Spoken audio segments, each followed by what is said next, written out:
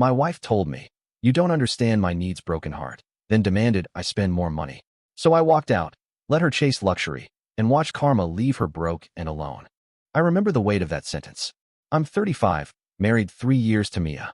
We lived in a 2-bedroom townhouse in Columbus, Ohio, worked opposite schedules, and Sunday nights were our ritual: pizza, bad TV, and half-made plans. Life was ordinary until one Friday changed the tone. The kitchen light hummed. Mia's phone buzzed face down on the table. I made coffee and watched her pick at a salad without looking up. The air smelled like lemon cleaner and tired patience. Her voice was even. "You don't understand my needs," she said. I slid my laptop toward her. "Tell me. Show me. I want to understand." She blinked like she'd been waiting for that question.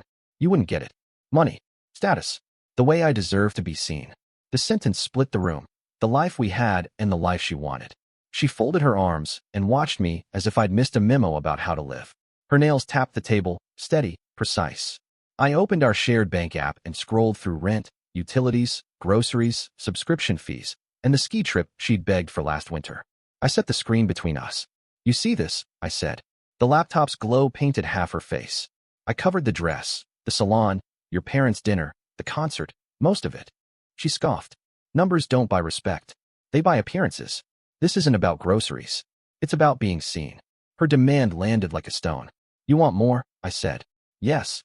"How much?" "Enough." She didn't give a number. Instead, she offered a look that expected me to know. I tried to stay calm. "If you want status, we can plan. We can set goals and adjust the budget. Or, if you want a lifestyle right now, maybe find someone who can give it." Her face shifted, panic, then cold. "No, I don't want a new life. I want you to spend more." The apartment seemed smaller. I stood and pushed my chair back, so hard it scraped the floor. The sound echoed. "That's not an answer," I said. She shoved her plate away. "You're being cheap. You think small. I deserve someone who understands how the world looks." "So I should be a walking ATM?" I said. She reached for my hand for a half second, like old routines. Then she pulled back.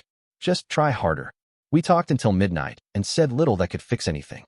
I slept in the guest room because I needed distance. She took my side of the bed as if she'd rehearsed this part. After that, the week became a countdown. I made a budget spreadsheet, suggested counseling, and tried to build a plan. But things shifted. Receipts vanished from her bag. A credit application appeared on my phone, and I hadn't started. Her laughter on calls loosened into secrecy. Friends offered easier ways to get what you wanted, and she listened. A pattern formed: vague demands, refusal to negotiate, and focus on appearance over our lives. I left the bank app open on the counter and went to bed with the laptop light dimmed in the dark. Before she left that night, she kissed my forehead, soft, mechanical, and said, "I'll give you 1 week. 1 week to fix what 3 years had shown me I'd been doing right and wrong. 1 week to prove I could buy respect. 1 week, or lose her." I didn't know then she had a backup plan already waiting. I stared at the ceiling until dawn, mind racing through possibilities and failures, trying to decide which version of myself she wanted. I replayed every small moment again. The week after her sentence felt like a clock I couldn't stop. Sleep kept slipping away in short, useless pieces. I ate when I remembered. Work blurred into late nights and early mornings. Every ordinary moment folded back into that one line: "You don't understand my needs." It echoed under everything. I tried to be practical at first. Plans soothe when things are breaking. I opened a spreadsheet and labeled tabs: savings, goals, weekend trips, and pushed it across the kitchen table like an offering. I suggested couples counseling and marked possible times. I thought if I showed a route forward, she might step toward it. She listened but didn't accept. Her attention was somewhere else. The small things started to rearrange themselves without me. A receipt I knew would be in her bag went missing. A new account notification blinked on my phone that I hadn't authorized. Her laughter on calls shifted, softer in a way that kept secrets. Her friends changed, too. The people who had once joked about thrift now floated ideas I didn't want to hear. "You deserve better," they told her, and their advice always ended at a single point: spend to be seen. A few times, she walked into a room humming a tune I didn't recognize. When I asked what was funny, she would just smile and say, "Nothing important." The answer stung more than any argument. I kept trying to bridge the gap. I booked small things that mattered to her: the rooftop place she liked, the bag she'd been talking about, a weekend across state lines. Each time she accepted the gift with practiced thanks, but something in her face was absent. She took photographs for her feed, typed captions, and checked likes. The moments I thought were ours began to look like props. On the 5th night, I noticed a change I couldn't ignore. She poured 2 glasses of wine before I came in. One sat waiting next to a coaster I didn't recognize. Her phone buzzed on the counter. A glance at the screen was all it took to feel the floor move. A message with a wink and a single letter, T. When I asked about it, she told me he was a friend. The word landed flat. He wasn't a friend of ours. He was the kind of man who showed up in pictures with cars and expensive restaurants. He was a shorthand for the life she wanted. She said it with the calm of someone reciting facts. We argued in the way couples do when the real problem is larger than the words. I told her I could plan. I could save. I could try. She said the same things again. You make me feel small, and I deserve to be seen. She didn't set a number. She set a deadline. 1 week, she said. Show me you can change. Deadlines have a way of focusing minds. For her, it was a test. For me, it felt like a trap. I kept thinking about everything I'd already done for us, the small acts that make a life steady. I thought about how much of myself I'd folded into those days so quietly that I had stopped seeing the shape I'd taken. So I tried. I pushed harder in ways that felt foreign. I accepted offers at work to take on extra shifts. I stopped saying no to things that cost more than I wanted. I told myself it was temporary, a sprint to breathe space back into us. But every concession felt like handing over pieces of myself and trusting they'd come back. Sometimes they didn't. In the middle of that week, I found a credit alert under my name. It wasn't a mistake. Someone had applied for a card using our address. It was small in the scale of all the things happening, but it changed the calculus. Trust, always thin in uncertain times, had a visible fracture. A friend, Miles, noticed the way I kept checking my phone and pulled me aside one night. He didn't ask many questions. He didn't need to. He slid a small, beat-up notebook across the bar and said, simply, keep receipts, record things. You can't fix what you can't prove. He offered a kind of practicality that felt like armor. I took his advice. I created a paper trail. I printed bank statements. I saved emails. The doing of it calmed me in a way that talking hadn't. It also made the problem real. On the 7th day, she kissed my forehead at the door and said, I'll give you 1 week. The words were meant to sound merciful. They sounded like a verdict to me. I left with the weight of the week in my pockets and a decision forming that felt both sudden and inevitable. That night, before sleep came, I packed a bag with a few things I couldn't imagine losing and a few I couldn't imagine keeping. I left the bank app open on the kitchen counter. The screen showed the month in terms I understood, numbers, dates, transactions. I set my phone to silent and walked out into the dark, feeling the air as if it could clear everything away. I was still convinced there might be a patch, but as I closed the door behind me, the sound felt less like an ending than a line being drawn. I didn't know then how quickly the rest of the story would move, only that for the first time in a long while, I was choosing the shape of my life instead of reacting to someone else's. The first morning after I left, the silence was sharp. No buzzing phone, no soft clatter from the kitchen, no half-spoken small talk before she left for work. Just quiet. I didn't know if I missed her or if I missed the routine of having someone there. Maybe both. I told myself she just needed reassurance. Maybe I'd been too practical, too focused on saving. Maybe showing effort would mean something. So I tried again, one last time. I took her to the rooftop restaurant she loved, the one with jazz, candles, and prices that always made me wince. I ordered the bottle she liked and watched her face light up in the way I used to recognize. For a moment, it looked like we were fine, but her eyes stayed fixed on her phone. Every few minutes, the screen lit up, and her thumb moved faster than her smile. The next day, I bought her the designer bag she'd been hinting about. A quiet peace offering, I thought. She thanked me, posted a picture of it, and went back to scrolling. On Thursday, I booked a weekend trip to Chicago. My card, my planning, all her preferences. She smiled, said this is nice, and then checked her messages again. Something in me knew. I just didn't want to admit it yet. By Friday, the air between us was thin. We were supposed to have dinner and talk about our future, her words. I came home early to cook, wanting to do something simple, something normal. The lights were already on. Jazz played softly from the speaker. A bottle of wine sat open on the table with 2 glasses poured. At first, I thought maybe she'd decided to surprise me. Then I saw her phone light up again on the counter. The message preview stopped me cold. On my way, T. I stared at it until my chest tightened. Then I said, steady as I could, expecting someone? She froze. Her voice was calm, but her eyes darted away. It's just a friend. A friend, I said, nodding. The same friend who calls late and texts like that. You're overreacting, she said. You always do. The music suddenly felt louder, cheap. We were supposed to fix things tonight, I said quietly.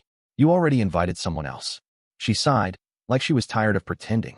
You just don't make me feel like I deserve the life I want. Tyler does. He makes 6 figures, drives a Tesla, and doesn't talk about budgets. I need that kind of energy. I didn't shout. I just looked at her, the person I'd shared years with, and realized the marriage had turned into a transaction. So that's it, I said. 3 years, and all that matters is what I earn. It's not about money, she said. It's about security. Security, I repeated. Right. That was when the switch flipped. I didn't argue anymore. I opened my phone, deleted my card from every shared app, and walked to the bedroom. I packed slowly, just a bag, a few shirts, my laptop, the bare minimum. When she noticed, she stepped into the doorway. You're really leaving? I zipped the bag. You gave me 1 week to prove myself. I did. Now I'm giving you 1 week to live the life you think you deserve, without me. Her mouth opened, but nothing came out. I walked past her, the sound of my shoes against the floor the only thing left between us. At the door, she said, almost pleading, you can't just walk away. I'm not walking away, I said. I'm walking out. There's a difference. I didn't slam the door. I just let it close. Outside, the air was cold, and for the first time in months, it didn't feel heavy. I didn't have a plan yet, just a friend's spare room and a small sense that I'd finally stopped bleeding myself dry for someone who measured love in price tags. That night, I lay on the couch staring at the ceiling, waiting for the regret to come. It didn't. Only exhaustion. And underneath it, a quiet thought that maybe I'd just taken the first step towards something better.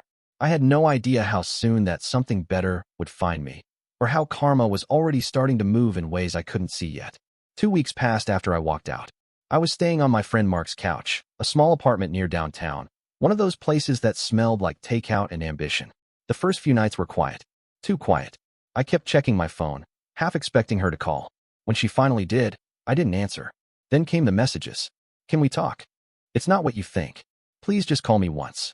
I didn't. I told myself I was done. But one night, Mark tossed his phone toward me and said, Man, you need to see this. On his screen was an Instagram post. Mia and Tyler. Matching outfits. Champagne glasses. Hashtag power couple vibes. Caption, finally living the life I deserve. For a few seconds, I just stared. Not because I was shocked. I wasn't. But because it confirmed what I already knew. She hadn't been looking for love. She'd been chasing a lifestyle. I laughed once quietly. Guess she found her upgrade. I said. Mark raised an eyebrow. Yeah, but upgrades sometimes come with hidden fees. He wasn't wrong. 3 months later, I found a new rhythm. Moved into a small apartment with plain walls and sunlight that came through cheap blinds. Got a better job, remote, flexible, and more money than before. Irony, right? The six-figure dream she wanted was now mine, just not for her. I stopped checking her profiles. I stopped replaying the arguments. Some nights I'd still think about that last look on her face, the one between confidence and doubt. But mostly, I just let life slow down again. Then, one Thursday evening, my phone buzzed. A number I still knew by heart. Hey. I know I'm the last person you want to hear from, but can we talk? I stared at the screen for a while before replying. About what? She sent the address of that same rooftop bar where we'd once celebrated anniversaries. Curiosity won over caution. I went. When I saw her, it took me a second to recognize her. She looked thinner, hair darker, eyes tired. The energy she once wore like armor was gone. Jonah, she said softly. Thanks for coming. I nodded. How's Tyler? Her face dropped. He's gone. Gone. She nodded, voice low.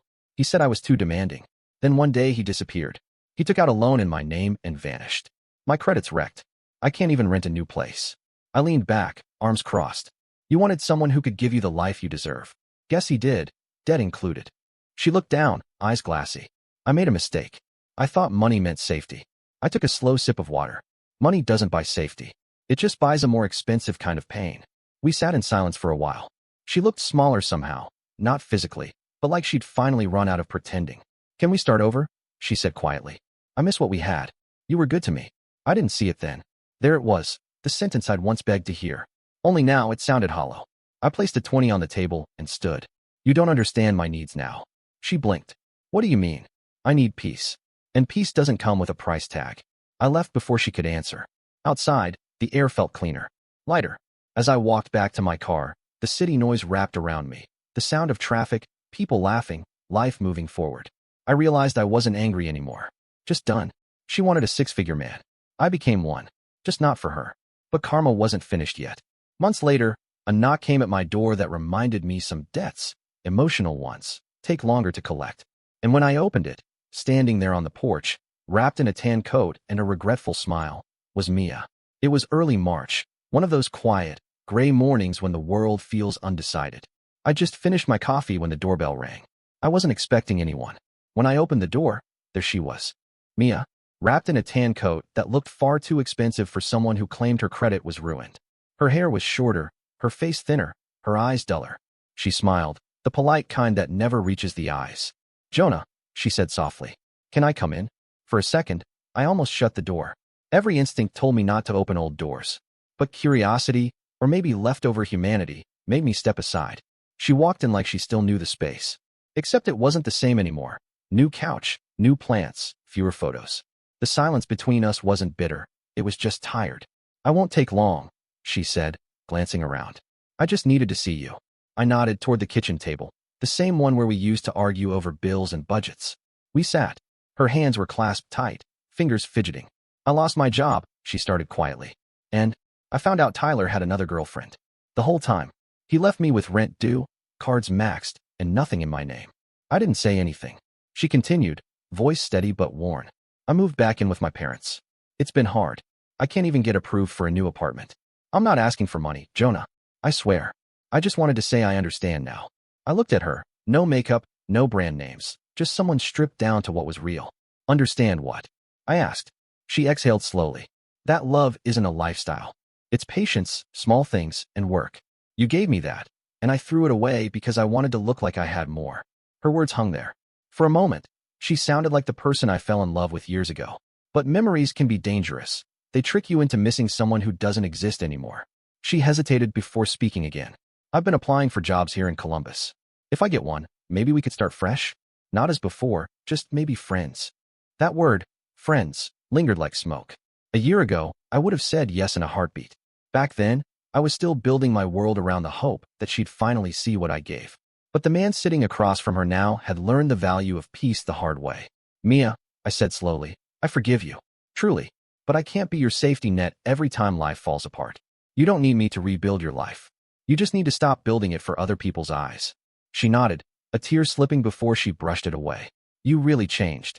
I gave a small shrug. You helped with that. For a long time, neither of us spoke. She stood, said a quiet thank you, and walked out. I didn't watch her leave. I just listened to the sound of the door closing and knew it was final this time. 1 year later, a year passed, and I found myself standing at the altar on a warm spring afternoon. My fiancée, Emily, smiled up at me. Simple dress, calm heart, no performance. She made burnt pancakes on Sundays and laughed when they stuck to the pan. She didn't need a perfect life. She just needed a real one. As the ceremony started, I spotted someone in the back, standing quietly, watching. Mia. She didn't approach, didn't make a scene, just smiled, faintly, and slipped out before the vows began. For a moment, I stood there between past and present, and felt nothing but peace. When the officiant said, "Do you take this woman?" I did. Completely. Freely. Without the weight of what came before.